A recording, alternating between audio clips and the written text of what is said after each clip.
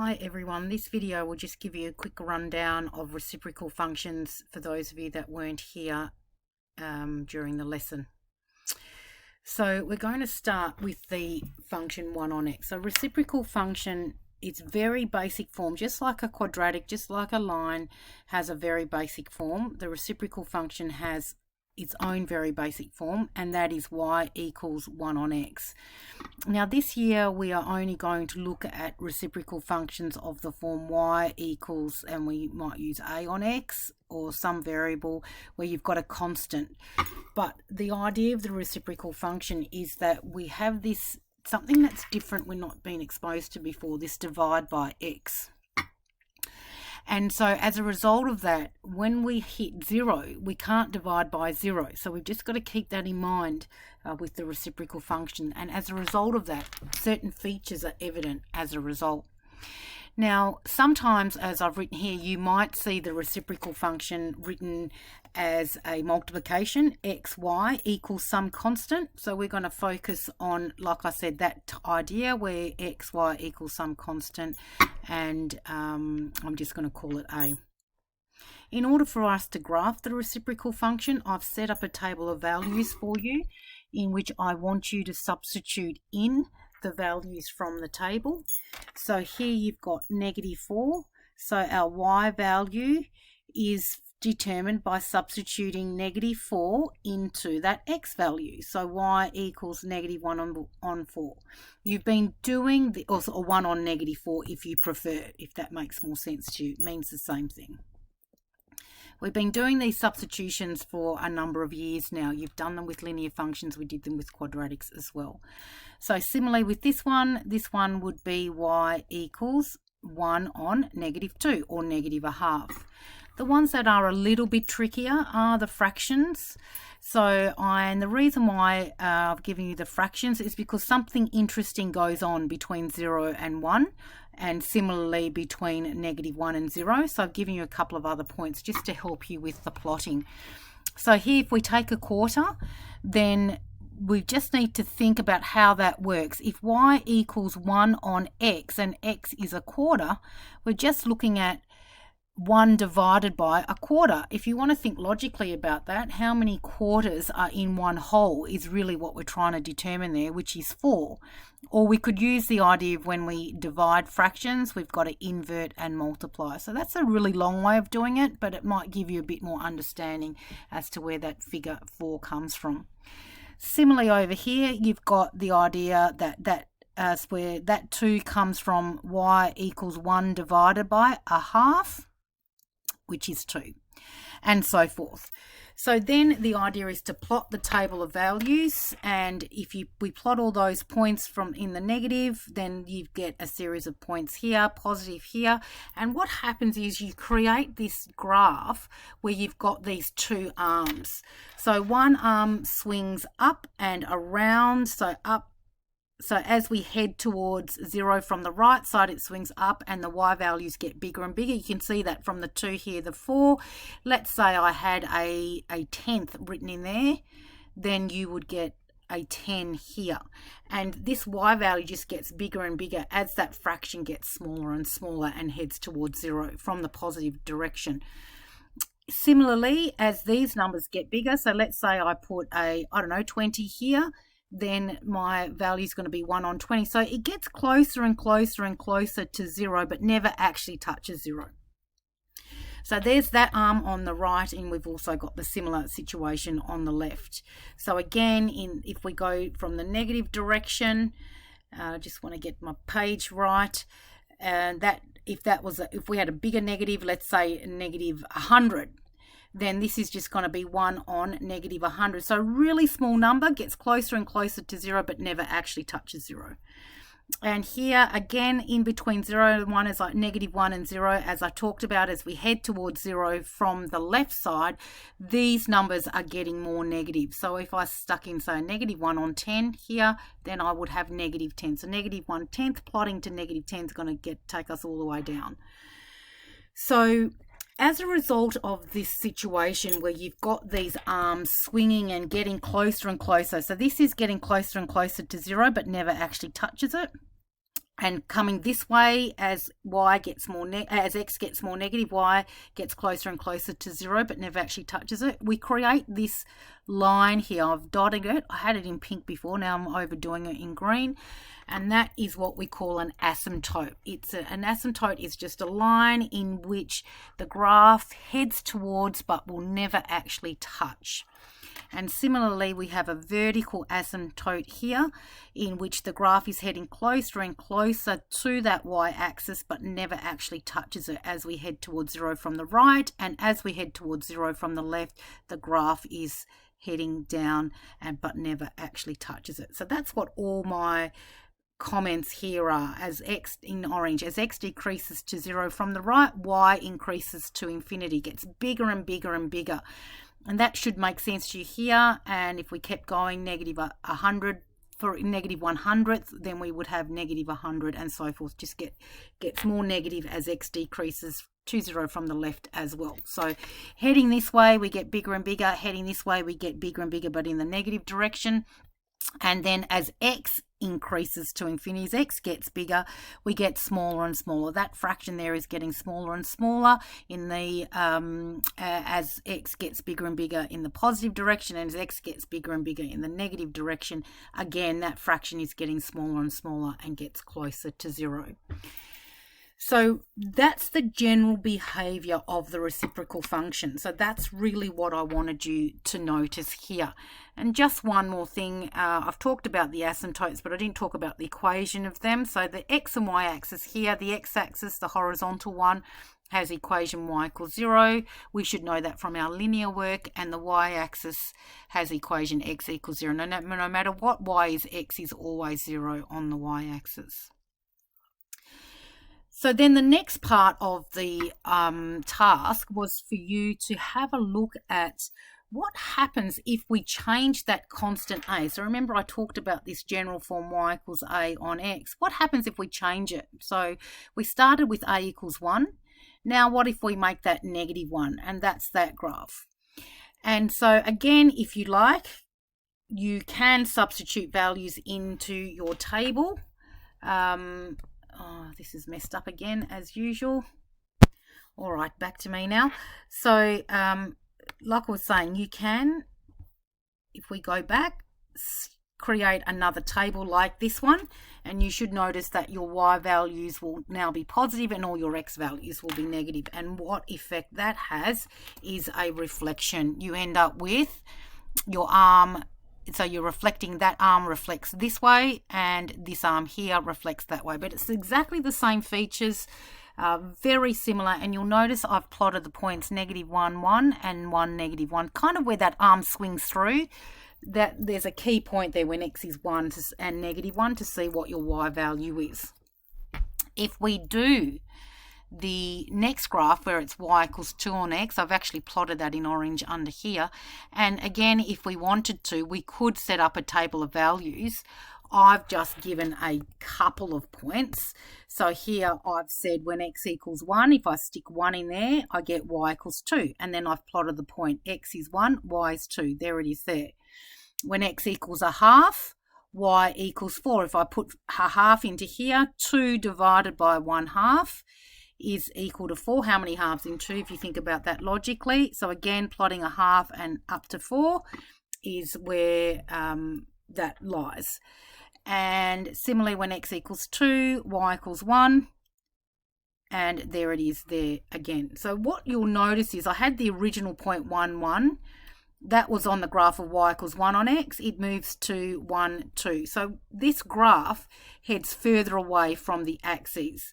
And essentially you'll decide as you keep investigating that as this number gets bigger, so move to 3, move to 4, at 3 be 1, 3, that graph moves further away from the axes. Whereas if we multiply by a fraction between 0 and 1, so for example when I ask here, describe the effect of a half, in this case, I've actually included a negative as well. So we've got two things happening here. We've got the reflection. So the original graph reflects to this side of the axis.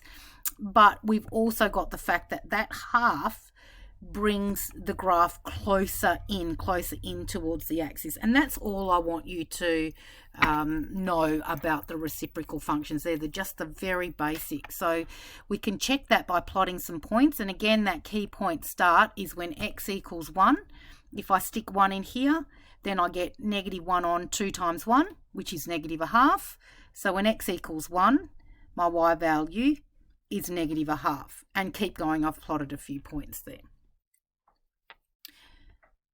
All right, so really that's all I wanted you to notice, the idea of the reflection when that a value is negative, and the idea that as this number gets bigger, the graph just moves away. It is actually a dilation is the formal term, but I don't think we need to worry too much about that, just that it moves away from the axes, either side of the axes. And of course, if it's negative, as I mentioned, it is a reflection. And at the same time with this next one, by timesing by that half, it actually dilates it in and brings the graph in a bit as well compared to the original. Remember, we're always comparing to this basic y equals 1 on x, just like with the parabola where we compared to y equals x squared as our base graph. This one here also has a base graph 1 on x, and like I was saying to the group that were in class, you know, eventually these graphs shift around the axes as well. But that's more for next year. But just showing you how the asymptotes, which were originally the x and y axis, can move. So here's an example where it's moved up and to the right, those axes. So we've got a vertical and a horizontal translation. Like I said, we're not going to focus on that for this year, but just to show you where it's leading in at some point. Just like with the parabolas there, as I was explaining, have their different types of transformations. So what I wanted you to do next then is to think about what's going on with the graph as x tends to infinity or to 0. So they're our key values. As x gets bigger and bigger this way or more negative, that's our x values. What's happening to y? And as it gets closer and closer to 0 from the right or from the left, what's happening to y? So depending on the form, if a is positive, so I'm just focusing on the positive one. So the original graph was 1 on x, so a was positive, positive 1. And this next graph here, the orange one, a is positive 2. So not the negative, but the positive, regardless of what a is, as long as it's positive, the same idea will apply. As x gets bigger, your y value gets smaller and smaller. And it should make sense to you. As x gets bigger, let's say x is 100, we go to 200s. As x goes to 1,000, we go to 1,000. That's a lot smaller than this one, and hence the graph is getting smaller and smaller and smaller. And it will never actually touch the x-axis. And so as x tends to infinity, we say then y tends to 0. And this direction, as x tends to infinity, gets bigger and bigger, y tends to 0. Whereas as x gets closer and closer to 0 from the right, then y gets bigger and bigger. So y tends to infinity. Whereas as x tends to 0 from the left, your y values are getting more negative, so tending to negative infinity. So that's what I was trying to explain here, and the reasons why we're getting smaller and smaller. The larger the denominator, the smaller the fraction. Whereas as this decimal value, I've used decimals rather than fractions, it might be easier for you to interpret, these numbers are getting bigger and bigger, but still positive, and hence heading towards positive infinity. So those numbers are representing these ones getting closer and closer, and this graph obviously goes on and on forever, but it will never actually touch the y-axis. And similarly with this one, obviously if I've got a negative value that I'm substituting in, a negative x value, the smaller the negative x value as it gets closer and closer to 0 from the left. As it gets closer and closer to 0 from the left, then this is getting closer and closer to negative infinity. All right, so really that's it. in terms of the basics behind this graph. And so what I want you to do now is try these two. I've given you a table. You can practice them. You should be thinking about, without me plotting the points, you should be thinking about what the graph looks like and what those behaviors are. I'll give you a chance to do that now. All right, so just showing you what this graph looks like without actually plotting it perfectly. You can do that yourself. Y equals -3 on X. So you should know that because it's negative, it's going to reflect. So this arm, the original arm from the Y equals 1 on X graph, is going to reflect. And then I've just plotted that one key point. When X is 1, substituting in 1 here, we get Y equals -3. So there it is there, and the arm swings through like that. And again, when I sub in -1, so if X equals -1, then Y is going to be -3 on -1, which is +3. There it is there. So that arm now has come further away from the axis compared to the 2 on X and obviously the original 1 on X graph. And really, that's all I wanted you to see. There is still going to be your asymptotes. Your X and Y axes are still asymptotes here. The behavior is X tends to infinity. So as X gets bigger and bigger, your Y values are heading towards 0. They're still heading towards 0. They're just heading towards 0 from what we call from the negative direction. So Y tends towards 0. That's a shortcut of writing that. And describe the behavior as X tends to 0 from the positive. So I tried to explain that in the previous.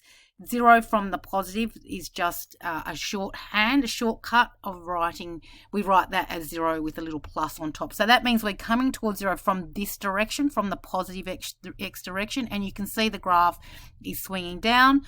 So we say our Y values are heading or tending towards -infinity. This next one, Y equals 1/4 X. So if we sub in X equals 1, remember that's the key point we want to look at, then our Y value is 1/4 and it's going to swing around like that, closer to the axis compared to the other one. And similarly on this side. So again, you've still got your two arms, you've still got your asymptotes. So when you're describing the graph, that's what we want. You want your two asymptotes, the X and Y axes. You've still got your two arms, and you can see here as X gets bigger and bigger, Y is heading towards 0. As X tends towards 0 from the positive direction, your Y values are tending to +infinity this time. And as X I didn't answer this one, so let's write that down. As X goes towards +infinity, Y tends towards 0. And similarly over this side, as X heads towards -infinity, your Y heads towards 0. As X tends towards 0 from the negative side, Y is heading towards -infinity. So if it's a positive reciprocal graph, then you will always have this kind of setup. It's just a matter of deciding how far away it is from the axes. If it's a negative reciprocal graph, then you're always going to have this kind of setup. And again, it depends on how far away this is from the axes. And that is all based on this constant, whether it's a fraction or a whole number. All right, that's it. So you've got a worksheet now that you can use to practice graphing some of those. I have put some solutions up on that worksheet, and you can just practice your sketches very similarly to what I've done here. And that's all I want you to know for the reciprocal functions, apart from the fact I don't think I've used the word hyperbola. That shape is a hyperbola. Just like with quadratic functions, the shape is a parabola. Reciprocal functions, hyperbola. Thanks, everyone.